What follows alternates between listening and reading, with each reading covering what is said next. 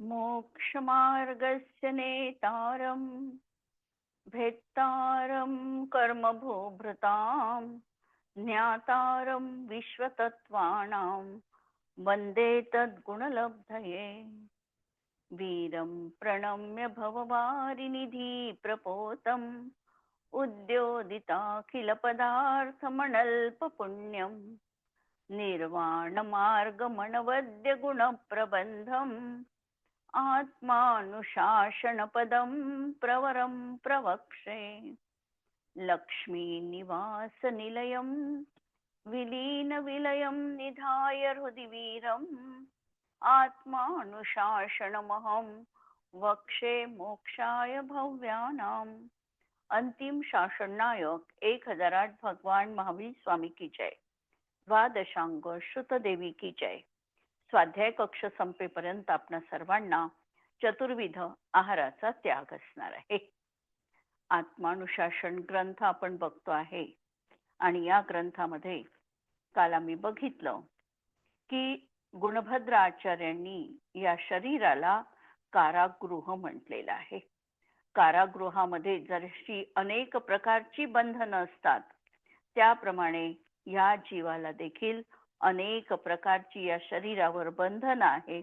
याचं शरीर जे आहे हे चर्म आच्छादित जरी असलं तरी आतमध्ये मात्र अत्यंत घृणास्पद अशा वस्तूंचं ते माहेर घर आहे आणि नित्य त्या ठिकाणी हे कर्मशत्रूंकडून अशा दुष्ट लोकांकडून हे संरक्षित केल्या गेलेलं आहे आणि आयु ही एक मोठी शृंखला याला जडवून ठेवण्यासाठी समर्थ आहे। त्यामुळे या बंदीगृहातून आम्हाला पलायन करायचं असेल तरीही ते शक्य नाही। आयु संपेपर्यंत आम्हाला तिथेच तशाच याच्यामध्ये राहावं लागतं। अशा प्रकारे याला ही उपमा दिली आणि आधीच्या गाथेमध्ये आपण बघितलेलं होतं की त्यांनी सांगितलं की हा जीव शरीराशी तादात्म्य संबंध मानून, वास्तविक तादात्म्य संबंध नाही, दोन द्रव्यात कधीही तादात्म्य संबंध असत नाही, पण तरी देखील हा परामध्ये जणू काही ते मीच आहे अशा प्रकारे तादात्म्य मांडतो आणि मग तादात्म्य जर मांडलं तर शरीराची दुःख याला सहन करावे लागतील आणि प्रति समय हा व्यापार म्हणजे मन वचन कायेचा परिस्पंद करून 7 किंवा 8 कर्मांचा संचय प्रति समय करतो आहे। मरणाला अत्यंत भीतो, पण मरण याला निश्चितपणे येणार आहे आणि असा या विचित्र संसारामध्ये हा जीव मोहाच्या निद्रेमध्ये आहे आणि सचेत होत नाही, रमतो आहे, इथेच आनंद मानतो आहे। संसारात आनंद मानणं आणि संसारापासून विराग भाव पूर्वक भोगणं दोन गोष्टीत अंतर असणार आहे। वैराग्य भावनेपूर्वक भोगणं अलग झालं आणि आसक्ती घेऊन भोगणं अलग झालं। जेव्हा आसक्ती आहे तेव्हा ते परत देह धारण करण्यासाठी कारणीभूत होणार आहे आणि जेव्हा विरागता असणार आहे तेव्हाच आमच्या जीवनामध्ये भवांची कमतरता आणि मोक्षाची निकटता असणार आहे।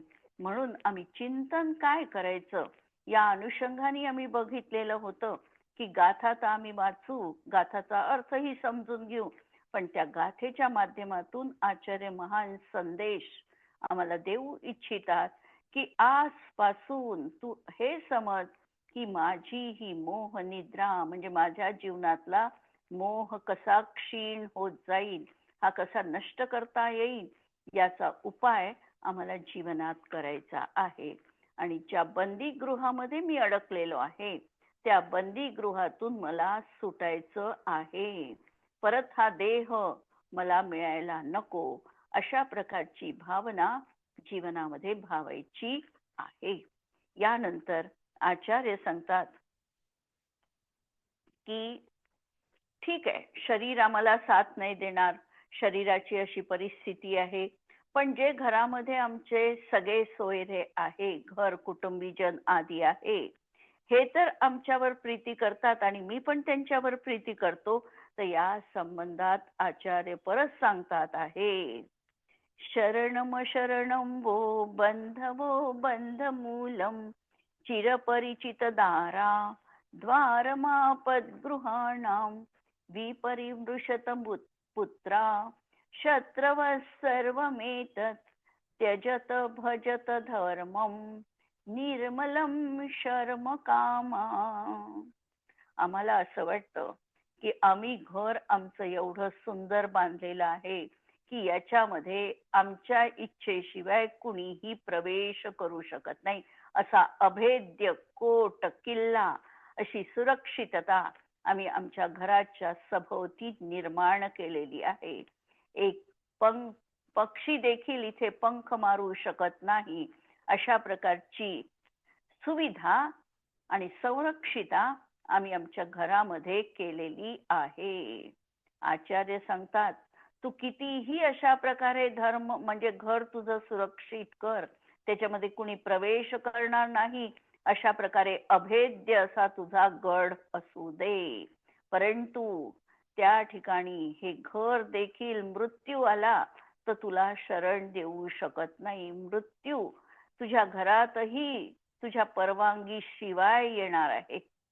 परवानगी नाही घेणार आहे तो तुझ्या परवानगी शिवाय तुझ्या घरामध्ये प्रवेश करणार आहे. म्हणून शरणभूत असणारं घर हे देखील कसं आहे तर अशरणम आहे. कोणताही राजा कितीही बलाढ्य असला तरीही तो आमचं संरक्षण करू शकणार नाही. मृत्यू आल्यानंतर एक क्षणाचाही विलंब न करता आमचा देह निघून जाणार आहे. हे सत्य आम्हाला स्वीकारायचंय. शरण रूप जगामध्ये कुणीही नाही. स्मशान भूपर्यंत अंती हे येती आप्तगण सारे. देह देखील आमच्या सोबत परभवामध्ये आम्ही नेऊ शकत नाही. बाकीच्या त्या गोष्टींची काय कथा. म्हणून शरणम अशरणम, काहीही इथे तुला शरण रूप नाही. आणि शरण जर आम्हाला पाहायचंच असेल तर आमचा धर्म सांगतो आम्हाला, चत्तारी शरणम पवच्छामी, चारच गोष्टी या जगामध्ये शरण जाण्या योग्य आहे. अहंत, सिद्ध, धर्म आणि साधू. आणि या चारच्या व्यतिरिक्त कुणी असेल शरण जाण्या योग्य निश्चयनयानी तर तो माझा आत्मा मला शरण जाण्या योग्य आहे. या चार गोष्टी व्यवहारनयानी शरण जाणे योग्य आहे. आणि निश्चयनयानी बघितलं तर मला माझा आत्माच हा शरण जाण्या योग्य आहे. म्हणून या कुठल्याही गोष्टीमध्ये स्वारस्य नाही. ह्या अशरण रूप आहे हे समज. आणि बांधवहा बंधमूलम, बंधू जे आहे ते देखील बंधाचं निमित्त कारण आहेत. त्यांच्या निमित्ताने आम्ही रागद्वेष करतो आणि रागद्वेष झाले की त्या निमित्ताने आम्हाला कर्मबंधन होत आहे. नंतर चिरपरिचित दारा, दारा म्हणजे पत्नी, अत्यंत परिचित असणारी अशी आमची पत्नी देखील ही आपद्द्वार, आपत्तीचं द्वार आहे. तिच्या माध्यमातून देखील जीवनामध्ये आपत्तीच येणार आहे. नंतर विपरिमृशत पुत्राः, आचार्य सांगतात की विचार कर, पुत्र तरी तुझा आहे का. पुत्राः शत्रवः, पुत्र देखील शेवटी शत्रूच आमचा होणार आहे. शत्रू होणार आहे म्हणजे कितीही सेवा शुश्रूषा तो करत असेल तिथपर्यंत ठीक, पण पुत्र आज्ञाकारी असेलच असं नाही. पुत्र आमच्या म्हणण्याप्रमाणे ऐकेलच असं नाही. पुत्र आमच्यासाठी काही भविष्यामध्ये करेलच असंही निश्चित नाही. अनेक उदाहरणं आम्ही आज बघतो की अशा तऱ्हेने आमची इस्टेट तर घेतात पण करतीलच याची खात्री पण नसते. अशी ही परिस्थिती, विपरीत परिस्थिती आज आम्हाला पाहायला मिळते. आचार्य सांगतात विचार करून बघ, तू पुत्रा हा शत्रवा हा. आणि सर्व येतात हे असे सगळे आम्हाला असणार आहे. म्हणून त्यजत, याला तू सोडून दे आणि मग काय कर तर भजत, भजन कर म्हणजे तू भज, त्यालाच तू मान. धर्मम निर्मलम शर्म कामः, निर्मल असा जो धर्म आहे, रत्नत्रय रूप जो धर्म आहे, वस्तू स्वभाव रूप जो धर्म आहे, सम्यक दर्शनादी जो धर्म आहे, हा निर्मल धर्म आहे. याच्यामध्ये काहीही कुटिलता नाही, माया नाही, हे तुझे शत्रू नाही, अशा प्रकारचा हा धर्म आहे. आणि हा धर्म कसा आहे? शर्म कामाहा. शर्म कामाहा याचा अर्थ सुखाला देणारा आहे. शर्म म्हणजे सुख आणि शर्म कर, अशा प्रकारचा हा धर्म आहे. आणि म्हणून तू या सगळ्याला सोडून धर्माची जीवनात आराधना कर. या संसारामध्ये सारभूत जर आम्ही शोधलं तर सारभूत या जगामध्ये काहीही नाही. आपण ज्या ज्या गोष्टीवर प्रेम करतो आहे ते आमचे पैसा, जिवलग, घर, संसार या सगळ्यांवर आमचं विलक्षण प्रेम आहे. पण हे सगळं आमच्यासाठी दुःखाचं मूळ कारण असणार आहे. यांच्याच माध्यमातून शरीरावर आमचं प्रेम आहे. शरीराच्याच माध्यमातून आम्हाला या सगळ्या प्रकारच्या दुःखांना देखील भोगावं लागतं. म्हणून हे सर्व दुःखाचं मूळ कारण आहे आणि म्हणून त्याला आम्हाला सोडायची प्रेरणा आचार्य या ठिकाणी देतात आहे. या दृष्टीतून आम्ही पण हा विचार करायचा आहे की हे सगळं आचार्य सांगतात आहे. आचार्यांचं कथन हे अगदी पूर्णतः सत्य आणि सत्यच आहे. जगामध्ये आमचा मोह अजूनही सुटलेला नाही. मोह सुटला नाही म्हणून आम्ही अशा प्रकारे बाह्यतः तिथे अडकून पडलो आहे. पण अंतरंगामध्ये कुठेतरी आम्हाला आत्मतत्वाशी संलग्न व्हायचं आहे. कुठेतरी आमच्या मनामध्ये एक ह्या अध्यात्माची ठिणगी कुठेतरी आज आम्हाला प्रज्वलित करायची आहे. भलाई आज त्याच्या माध्यमातून आम्ही सगळं दूर करू शकू असं मी दावा करणार नाही. परंतु ही जर का अध्यात्माची ठिणगी, हे जे संस्कार आम्ही आमच्या आत्म्यावर आज करू, याचा उपयोग आम्हाला या भवात होईल. या भवात नाही झाला तरी कुठल्या तरी भवामध्ये निश्चित याचा उपयोग आम्हाला होणारच आहे. आणि म्हणून ही भावना अहोरात्र आमच्या मनामध्ये आम्हाला भावायची आहे. आता आचार्य पुढचा श्लोक घेतात की समभाव तू धारण कर. जर समजा हे सगळं आचार्यांनी सांगितलं की अशा प्रकारे संसार अशरण रूप आहे, पुत्र शत्रू रूप आहे, जी दारा आहे ती आपत्तीचं मूळ स्थान आहे, बंधू जे आहे ते बंधाचं कारण आहे, हे सगळं पाहिलं. हे पाहिल्यानंतर ठीक आहे, तरीही शिष्याचा प्रश्न आहे, शंकाकार शंका करतोच आहे. तो म्हणतो ठीक आहे, हे गृहाधिक आमच्या उपयोगी नाही हे आम्हाला समजू शकतं, पण आमच्या गाठीशी जर धन आहे, माया जोडली आहे आम्ही, तर ती तर आम्हाला उपयोगी आहे की नाही आहे? पैशाच्या माध्यमातून आज आम्ही काहीही करू शकतो आणि म्हणून अशा प्रकारे धन उपार्जन हे अत्यंत उपकारक आहे असं तरी आम्हाला वाटतं आहे. हा शिष्याचा प्रश्न आहे. ठीक आहे, हे तुम्ही सांगताय तर आम्ही मान्य करतो, पण आमच्या जवळ पैसा असेल तर सर्वे गुणे कांचनम आश्रयन्ते. सगळे गुण एका कांचनम आश्रयते, म्हणजे पैशाला सगळे लोक भुलतात आणि पैशाचा माध्यमातून सगळे गुण देखील त्याच्या जवळ येतात. मग हे पैसा हा तर आम्हाला उपकारी आहे की नाही आहे, हा प्रश्न परत त्याच्या मनामध्ये उपस्थित झाला. आचार्य यावर सांगतात, तत्कृत्यम किमिहेंधने दिवधने राशाग्निसंधुक्षणे संबंधेन किमंग शश्वत शुभे संबंधिभिर्बंधुभिः किं मोहाहि महाबिलेन सदृशा देहेन गेहेन वा देहिन याहि सुखायते समममुं माग्रा प्रमादमुता. आचार्य सांगतात, हे देहीन, काय तर या तुझ्यामध्ये काहीही याही सुखाय, तू सुखाला प्राप्त कर आणि ते या ठिकाणी तू अशा प्रकारचा मा गा हा प्रमाद मुथा, तू मुग्ध होऊन कोणत्याही तऱ्हेचा प्रमाद जीवनात करू नको. विपरीत बुद्धी तू तुझी ठेवू नको. हे धन आपल्याला उपयोगी पडेल असं तू मानू नको. तू कोणत्याही तऱ्हेचा प्रमाद जीवनात करू नको आणि या सुखासाठी तू दुसऱ्याला हाताशी धरू नको. तुझं सुख तुझ्यामध्ये आहे, तुला ते तुझ्यामध्येच प्राप्त करावं लागणार आहे. इंधनाप्रमाणे तृष्णारूपी अग्नीला प्रज्वलित करणाऱ्या धनाशी तुझे काय प्रयोजन. तत्कृत्यम किम इंधेन इव धनेही राशी अग्निसंधुक्षणे. अग्नी जर प्रज्वलित होत असेल आणि त्या अग्नीमध्ये जर इंधन टाकलं तर ती अग्नी अधिक प्रज्वलित होणार आहे.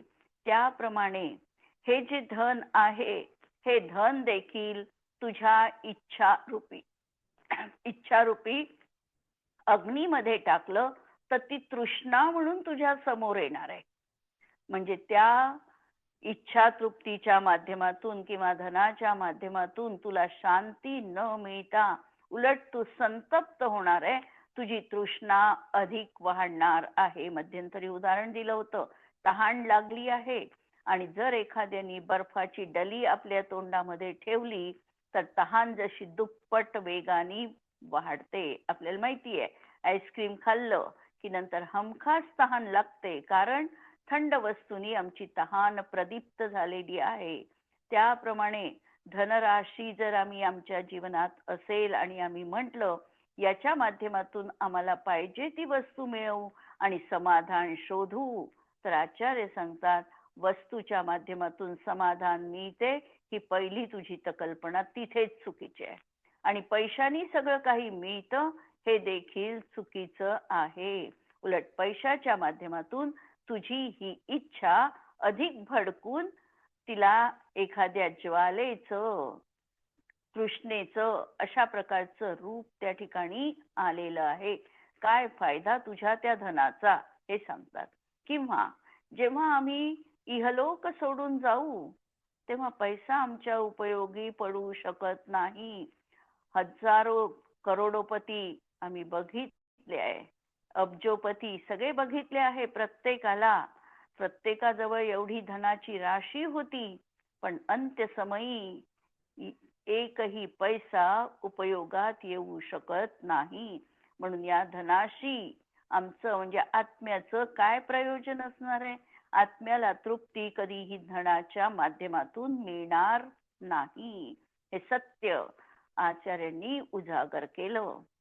दुसरं सांगितलं की समजा आम्ही म्हटलं संबंधेन किमंग शाश्वत शुभैही, संबंधीभी आणि बंधुभी.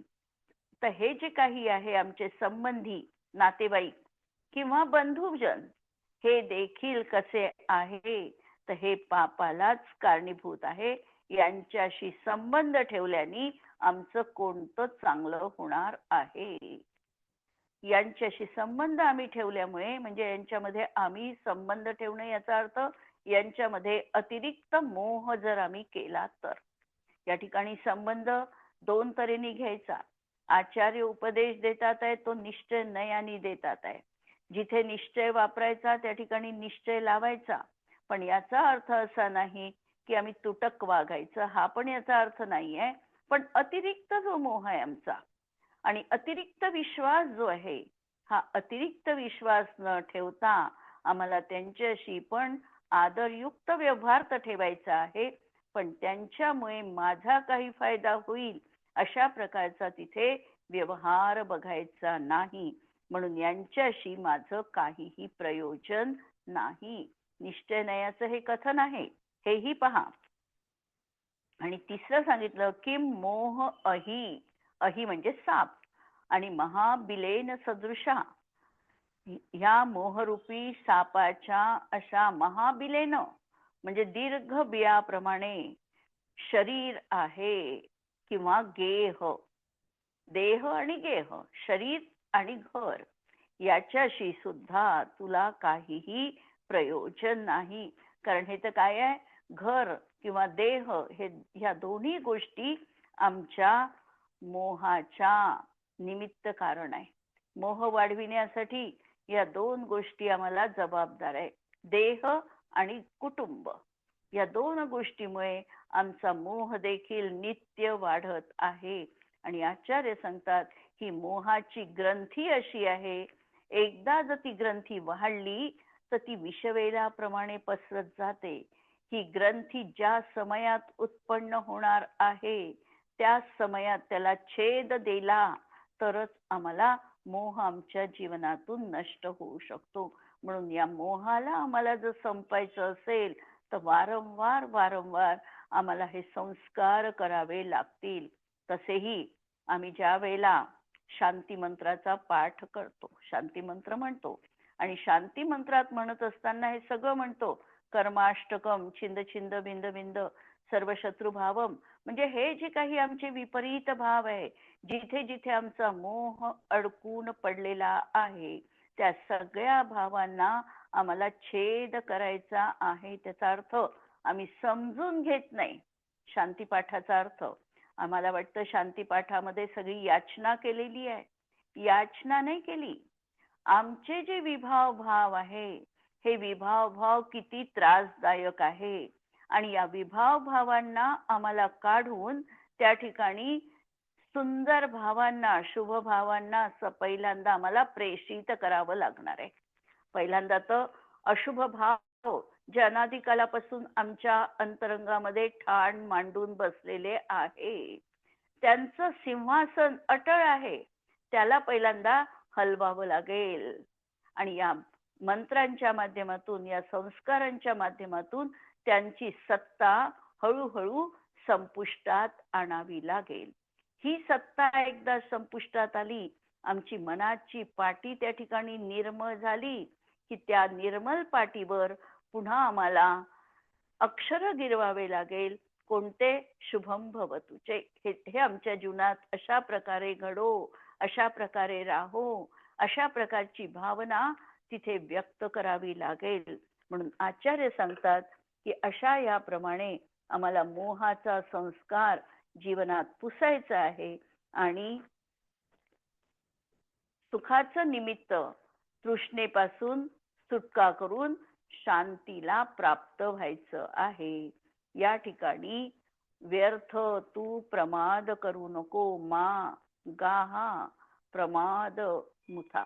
मुथा म्हणजे मुग्धतेने मूर्ख बनून प्रमाद तू करू नकोस. म्हणजे आज जर तू प्रमाद केला, म्हणजे आज जर तू सजग झाला नाही तर काय माहित हा मनुष्य देह, हे संज्ञी पंचेंद्रियत्व, ही अध्यात्म साधना आम्हाला कधी करता येईल माहित नाही. पुढचा भाव आम्हाला कोणता मिळणार आहे.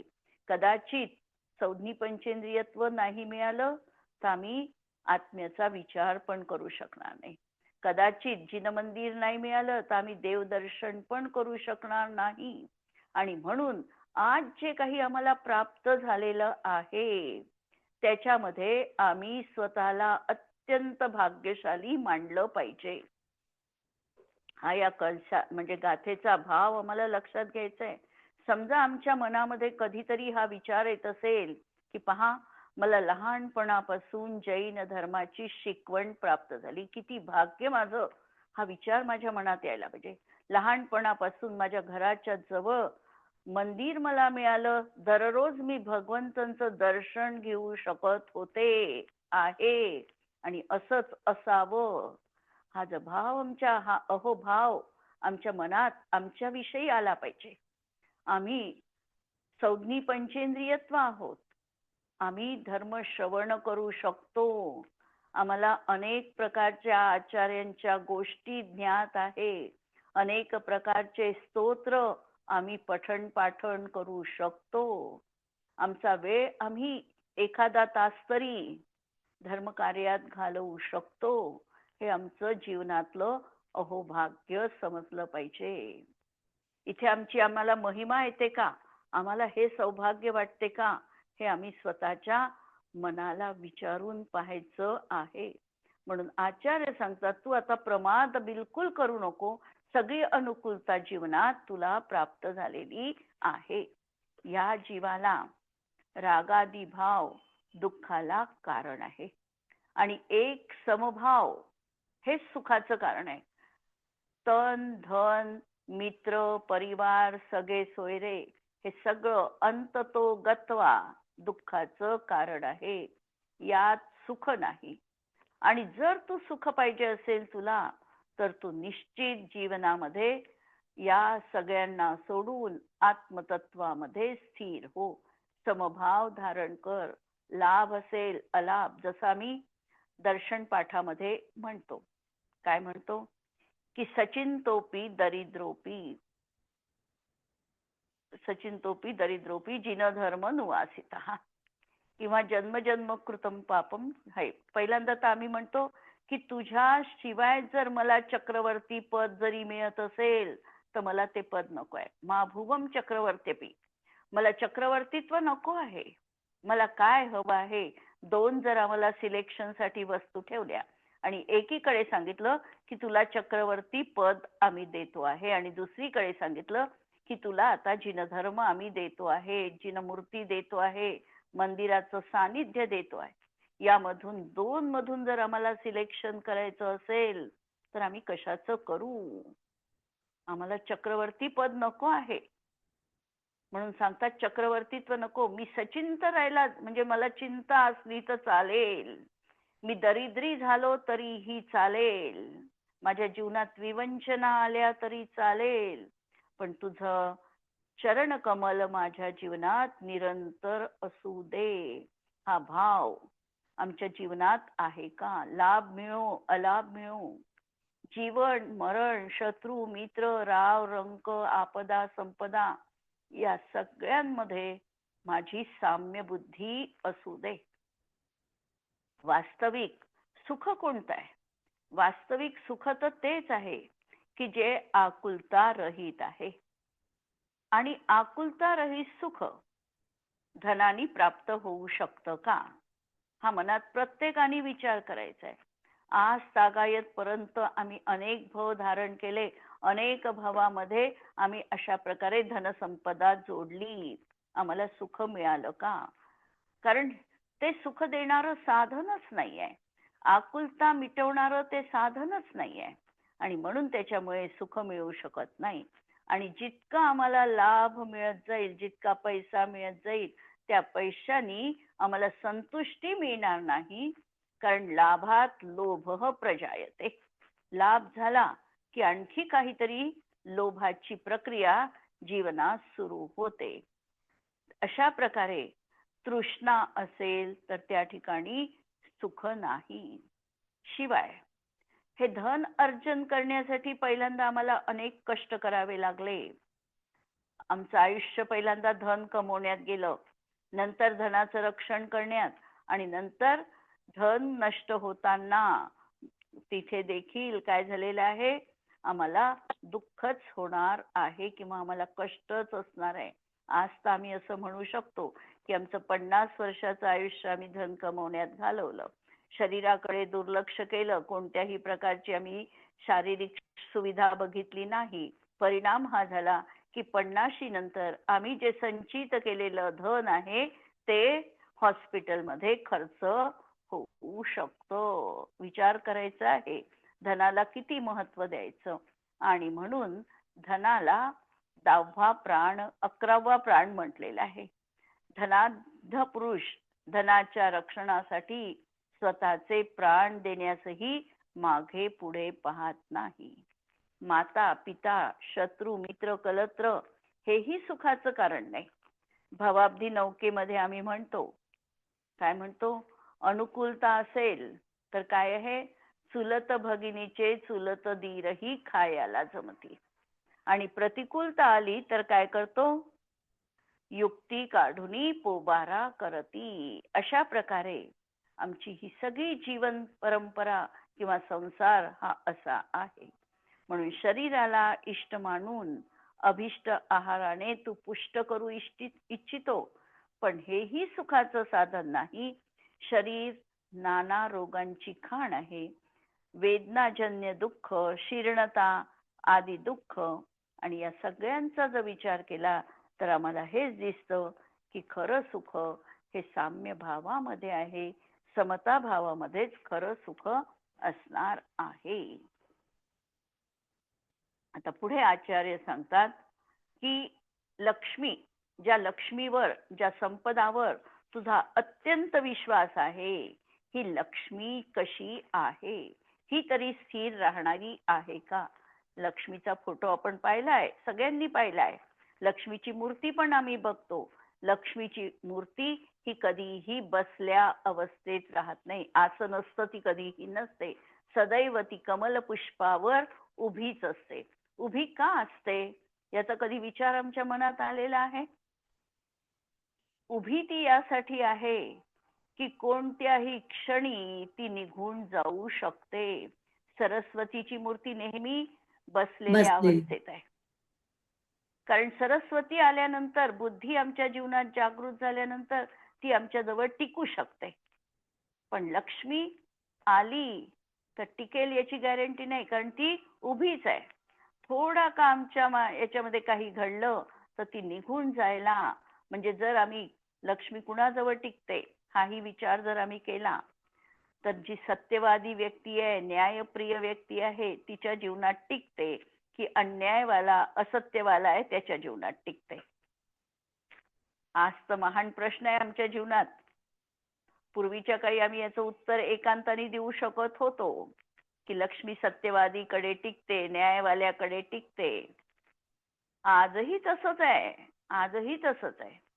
पण हे मागचं पुण्य आहे, तो जोपर्यंत क्षीण होत नाही तोपर्यंत राहणार आहे. आणि जे काही आत्ता संचित केलं त्याचा उदय सुरू झाला तर लक्ष्मी टिकणार नाही. लक्ष्मी ही न्यायवान, सत्यवादी, सदाचारी अशा व्यक्तींच्या जीवनात ती चिरकाल राहते. याचं कारण शोधायचं तर आम्हाला तीर्थंकरांचं साक्षात उदाहरण देता येईल, चक्रवर्तींचं आम्हाला उदाहरण देता येईल, बलभद्रांचं उदाहरण देता येईल. 63 शलाका पुरुषांपैकी एवढे तर पुरुष आम्ही नक्कीच म्हणू शकतो की हे तद्भव मोक्षगामी होते. तीर्थंकरांजवळ शेवटच्या क्षणापर्यंत श्री होती म्हणजे बहिरंग लक्ष्मी आणि अंतरंग लक्ष्मी होती. चक्रवर्ती पण, बहुतांश चक्रवर्ती हे मोक्षाला गेलेले आहे, काही स्वर्गातही आहे, 2 नरकात पण गेलेले आहे. पण चक्रवर्ती, आणि त्याही पेक्षा जर पाहायचं असेल तर 24च्या 24 कामदेव, 24ही कामदेव मोक्षाला गेलेले आहे. 9 बलभद्र हे देखील मोक्षगामी असतात. तर यांच्याजवळ संपदा ही टिकली की नाही टिकली? यांनी संपत्तीला सोडलं, पण संपत्ती यांच्याकडून सोडून नाही गेली. म्हणून जो संपत्तीला सोडून जाईल त्याच्या जीवनात संपत्ती टिकलेली आहे. आणि ज्याला लक्ष्मी सोडून गेली तो दरिद्री म्हटल्या जातो. 2 मधला फरक लक्षात घ्यायचा आहे. म्हणून आचार्य सांगतात आहे या ठिकाणी की लक्ष्मी तरी स्थिर आहे का? लक्ष्मी प्राप्त करण्यासाठी देखील किती मेहनत करावी लागते. जर राजलक्ष्मी प्राप्त करायची असेल तर ही राजलक्ष्मी तर 2 राजांमध्ये भांडणं होऊनच मिळालेली आहे. जनरली पहा, कोणाकडून तरी कुणीतरी राज्य हिरावून घेतलेलं आहे. प्रतिनारायणाचं राज्य नारायणाकडे आलेलं आहे. चक्रवर्तींच्या जीवनामध्ये देखील अनेक राजांना त्यांना मांडलिक बनावं लागलं आहे. चक्ररत्न सोडून आमचा कोणी शत्रू आहे की नाही हे पाहावं लागलं. आणि शेवटी बाहुबली सारखे त्यांना एक मिळालेच भरताला, की ज्याच्यामुळे चक्ररत्न नगरात प्रवेश करू शकला नाही. अर्थात त्यांच्या वेगळा प्रश्न झाला तो थोडासा. पण अशा तऱ्हेने हे आम्हाला सगळं युद्ध करून, 3 प्रकारचं युद्ध बाहुबलीशी करून शेवटी भरताला षटखंडाचं साम्राज्य प्राप्त झालं. हे तर फक्त आम्हाला ज्ञात असलेले उदाहरण आहे. पण षटखंडाचं राज्य मिळवताना अनेक राजांना त्यांना मांडलिक बनवावं लागलेलं आहे. त्यामुळे तिथे देखील त्यांना कदाचित शरण गेले ते युद्ध न करता, पण अशा तऱ्हेने त्यांचं आधिपत्य हे काही सुखासुखी सगळ्यांना मिळालेलं नाही. प्रतिनारायणाचं राज्य हे नारायणाला युद्ध करूनच प्राप्त झालेलं आहे. सगळी आजही आम्ही जी हिस्ट्री पाहतोय, इतिहास बघतो आहे, या इतिहासात आम्हाला हेच दिसतं की राज्य जर मिळवायचं असेल तर कुणाशी तरी शत्रुत्व निर्माण करूनच राज्य संपदा मिळू शकते. म्हणून ही राजलक्ष्मी जी आहे ही अस्थिर अशी लक्ष्मी आहे. प्राप्त झाल्यानंतर देखील किती काळ टिकेल हे सांगता येत नाही. म्हणून या प्रकारचा श्लोक आपण पाहू. आणि उद्याला क्लास आपला बंद राहील, तर आपण सोमवारच्या क्लासमध्ये घेऊ हे. जिनवाणी के ज्ञान ते तुझे लोकालोक, तो जिनवाणी मस्तक नमू सदा देत हूँ को. नमो अरिहंताणम नमो सिद्धाणम नमो आयर्याणम नमो वज्रायाणम नमो लोये सव्वसाहुणम. सर्वांना जय जिनेंद्र.